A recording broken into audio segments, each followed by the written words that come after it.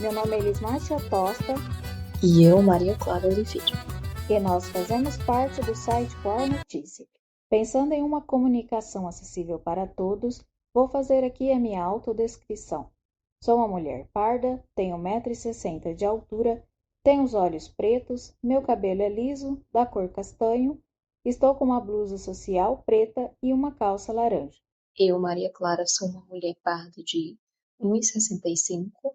Eu tenho cabelos cacheados e, no momento, estou vestindo uma blusa branca com uma calça jeans de lavagem escura e tênis brancos. Esse é o primeiro episódio da Educação Arretada de 2026. E olha, hoje está mais especial que nunca. Além de inaugurar essa nova temporada cheia de prosa boa e conhecimento, estamos divulgando a nova logo do podcast Ecoar. É muita novidade, minha gente. E para abrir esse ano com chave de ouro, temos a honra de receber o jornalista José Brito. Ele é fundador da PUB Educação Digital e diretor da Geduca. Além disso, tem uma sólida trajetória no audiovisual e trabalha na interseção entre tecnologia, inteligência artificial e educação, colaborando frequentemente em formações promovidas pela Geduca e pelo Porvir. Seja bem-vindo, José Brito, e obrigada por você ter aceitado esse convite. Olá, boa tarde. Eu sou o José Brito, jornalista e fundador da PUPA Educação Digital. Eu sou um homem branco, tenho um óculos verde, uso barba, estou utilizando uma camisa branca e falando com vocês do quarto da minha casa, né, que tem uma TV ao fundo e uma estante de livros. José, como a PUPA tem atuado no combate à desinformação digital, principalmente focada nos jovens?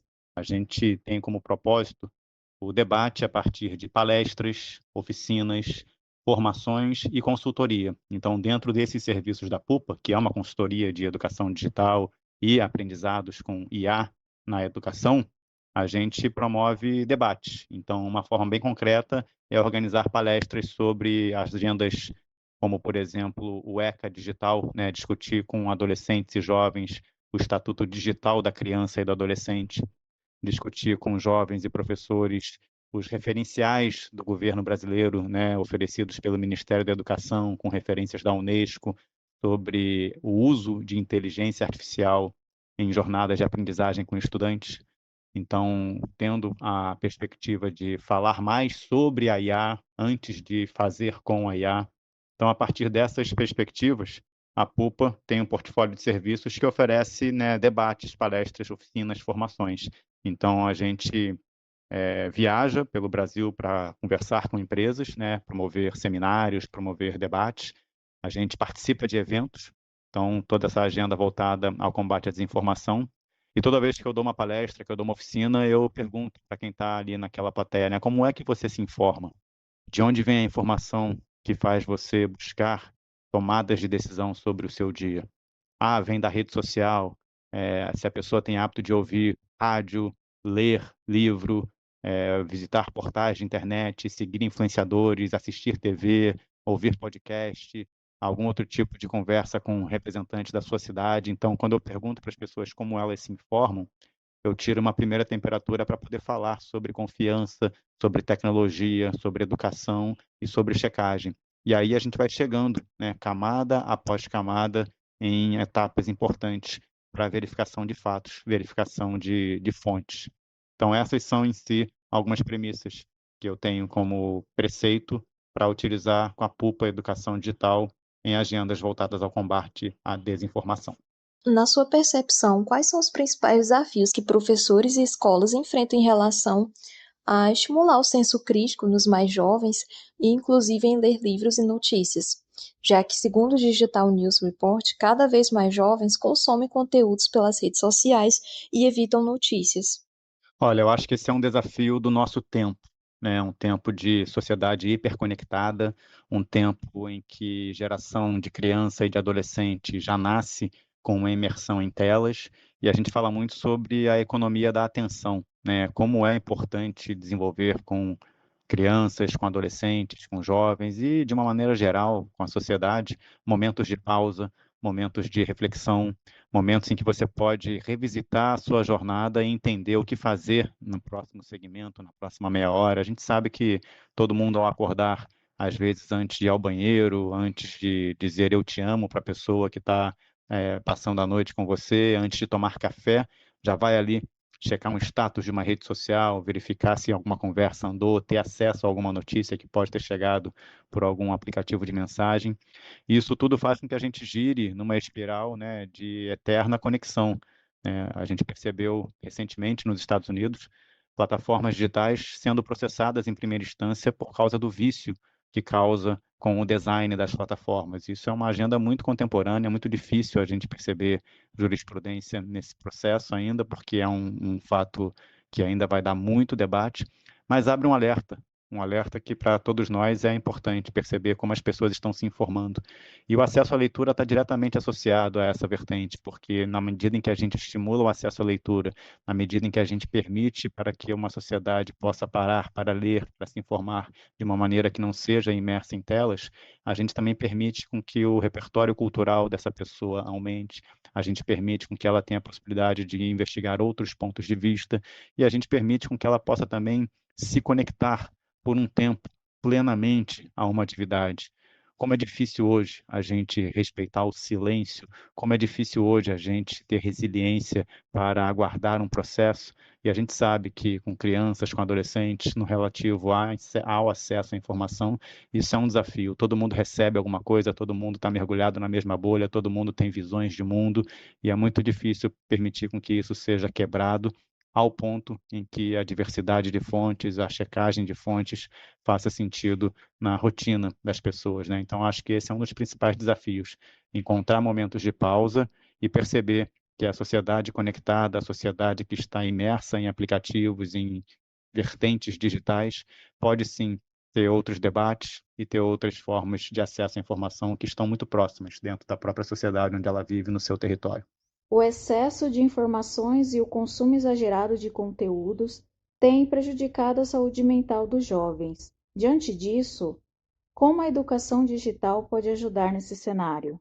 Eu acho que a educação digital e midiática é uma realidade, já existem preceitos da OCDE, né, a Organização para a Cooperação e Desenvolvimento Econômico, que vai elaborar os próximos programas de avaliação de alunos, né, o PISA, o Programa Internacional de Avaliação de Alunos, em 2029, vai contemplar competências digitais na avaliação que já faz com alunos em algumas etapas de ensino. E essas competências digitais estão diretamente associadas ao que se espera hoje, né, da avaliação de um indivíduo. É claro que a gente tem que se preocupar com a dificuldade de muitas escolas, com a diversidade, com o currículo, com o salário do professor. Já existem muitas questões no Brasil que estão metrificadas no Plano Nacional de Educação e a gente já sabe uma quantidade suficiente dos desafios que estão impostos.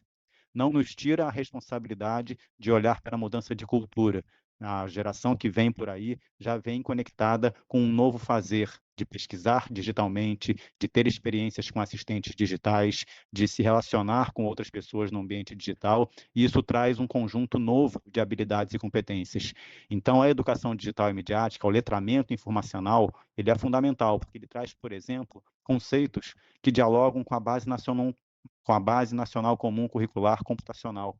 O mundo digital, entender o que é a internet, o que são as plataformas, o que é o ecossistema onde nós participamos, a cultura digital, que é justamente ter um conjunto de habilidades e competências para participar do ambiente informacional, produzir conteúdo, compartilhar conteúdo, ter acesso ao conhecimento técnico para uso das ferramentas, sobretudo com inteligência artificial. E o pensamento computacional, a capacidade de você dividir um problema em partes, escolher uma estratégia para usar ferramentas, dividir a possibilidade de iterar com uma ferramenta. Então, esses três conceitos, o mundo digital, a cultura digital e o pensamento computacional, fazem parte de um novo ambiente de avaliação de alunos. E a escola está diretamente responsável com essa agenda. Todas as escolas no Brasil e no mundo, a essa altura do campeonato, estão procurando avançar nesse sentido de criar suas políticas para uso de IA, de complementar de forma estrutural um currículo de educação digital na grade, de trazer experiências mais voltadas com todas as restrições que existem, com telas, com proibição do telefone na escola, mas com o acesso à tecnologia e com a informação sobre inteligência artificial. Então, eu acho que a educação digital e midiática, ela é uma necessidade, vivendo uma época em que passos estão sendo dados e o aprendizado com a trajetória.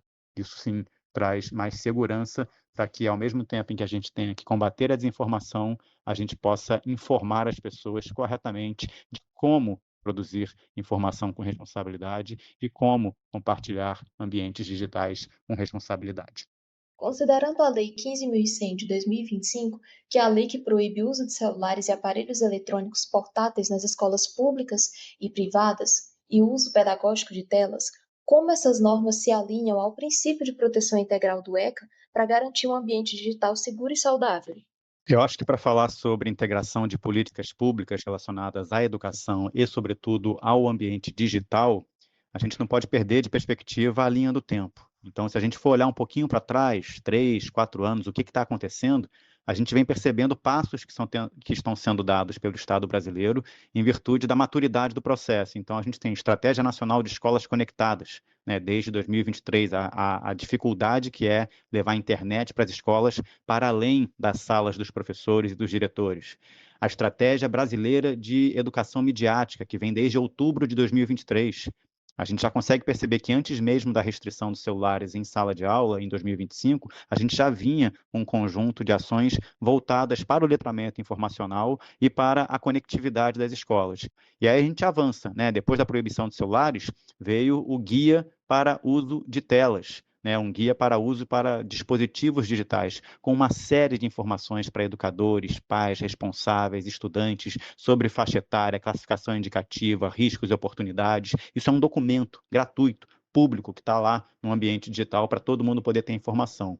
E aí foi vindo, né? Em março de 2026, por exemplo, veio o ECA Digital, e, na sequência, o referencial para uso de IA na educação. Então, nessa perspectiva, o Estado brasileiro foi tentando entender como essas discussões aconteceram no Brasil e no mundo. A gente tem o caso clássico da Austrália, né, que observou a importância de levar a discussão para acesso às redes sociais para 16 anos. Esse debate chegou no Brasil. A gente vê toda a questão relacionada às novelinhas de fruta, aos memes 6-7, a questão do feminicídio, né, como as pessoas precisam ter informação do contexto da violência contra a mulher, associado diretamente a uma piada, a um meme, a uma trend que não é trend, aquele caso de caso ela diga não, o que eu vou fazer, uma série de conteúdos misóginos, machistas, colocados no ambiente digital, isso tudo vem com o conjunto da obra. Então, quando a gente percebe a integração de políticas, a gente percebe a maturidade do processo, e a gente está vendo, dia após dia, semana após semana, ano após ano, o Brasil tentando entender e dando passos, porque não é fácil legislar, não é fácil proibir, não é fácil regular, mas é necessário freios e contrapesos. Então, a gente percebe que a essa altura do campeonato já existe uma quantidade suficiente de informação a ponto para que empresas, escolas, famílias possam se posicionar com mais responsabilidade no ambiente digital. José Brito, para você, quais as mudanças que ainda precisam acontecer para que as pessoas usem a inteligência artificial como uma ferramenta de apoio, sem perder a autonomia, o pensamento crítico e a criatividade? Eu acho que para a gente poder entender um uso correto da inteligência artificial, a gente tem que cada vez mais saber o que a gente quer com ela.